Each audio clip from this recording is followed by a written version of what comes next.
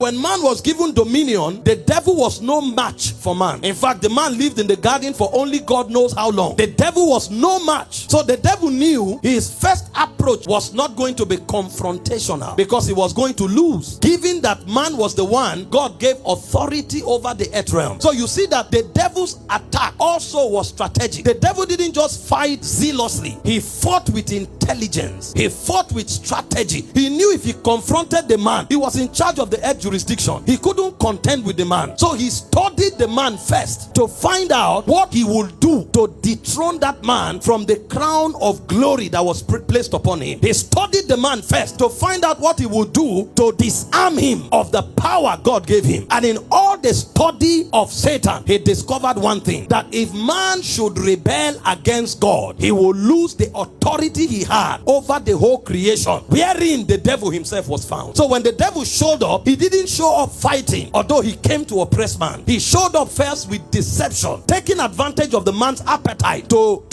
rid him of the power that he had. He knew that God had given man certain boundaries, and he also understood how God functioned, that when you disobey God, it is tantamount to rebellion. So the first thing was to find out what was the instruction God gave man that he would cause him to violate. And after studying all of the spirit realm, all of the operations within the earth realm at the time, he discovered there was an instruction, but the details of it he didn't know. So he had to consult with the man by showing him a lot of things, because he knew that anyone the man refuses, that's most likely the one God told him not to do. And when he showed up, he asked him to eat of a certain tree, the tree of the knowledge of good and evil. And the woman sprang up and said, no, God said we should not eat it. This is where your power is. Your power is not the command you give. Your power is your alignment with God. So God said you shouldn't eat it. I've found where I will get you. I will get you to rebel against God, because I know the moment you rebel, you will lose your power. You know, Samson didn't know this thing. When God gave instruction for him not to cut his hair, he thought it wasn't about hair. He thought anytime he shook himself. This is why you have to be careful not to become used to methods and lose alignment. The instruction was the power, not the shaking of yourself. Many people think they can do whatever they want, and whenever they shake themselves, things will happen. When Samson's hair was cut, he shook himself as at other times, but he realized the power didn't come, because it wasn't about shaking, it was about alignment. And this is what Adam didn't know, and unfortunately till date most of us don't know it. God gives instruction, we violate it, and we think when we do certain things we will get what we want. Don't let Satan lure you to a point of no return. Now Satan lured the man to rebel against God, and when he did, God showed up. Immediately the man discovered he was naked. He had lost authority, he had lost ranking, he had lost power. He knew, suddenly he felt something had gone out of him. He felt something had left him, and he went to hide himself. And God came. The usual thing was for the man to come have fellowship with God, but this time around, when God called for him, he was hidden in the bush. And God said, where art thou? And he said, I discovered I was naked. How did you get naked? You were covered with glory, you were crowned with honor, you were decorated with power. What stripped you of all of these powers that you had? And the man realized that he was naked. And God asked him, because there is only one thing that will make you become naked. Did you rebel? Did you eat of the tree I asked you not to eat? And the man began to accuse the woman. When you fall, it's too late for accusation. You have fallen, you have fallen. Ultimately, he was chased out of God's presence. And the moment he was chased out of God's presence, he now realized that the devil came to dominate him. Suddenly, earthquakes began to happen. Tsunamis began to happen. Sickness began to happen. The animals that the man controlled rebelled against him. And the man became a slave in the world that he was to rule. He became a victim in the world that he should dominate. And from that moment onwards, the devil took authority over the earth realm. The Bible said, whomever you yield yourself, Romans 6:16, servant to obey. It said, the servant of him you are, whom you have what? Obeyed. Whomever you yield yourself, servant to obey. The man yielded himself to obeying Satan. And the moment he did that, he became a servant of Satan. Now, what I want to show you here is this, that Satan did not have arbitrary authority, power over the man. Until the man fell, Satan could not afflict him. Until the man fell, Satan could not do anything to the man. Meaning that the power Satan has to afflict humanity is not a function of strength, it's a function of authority. So where the authority is part time is where the victory is. And you need to understand understand this, because many who are in Christ today, the authority Satan took has been returned to them, but they still think Satan has power over them, because in their subconscious they assume that the reason Satan can afflict them is because Satan is strong. Satan does not afflict you because he's strong. He afflicts you because he has the right. When Adam fell, the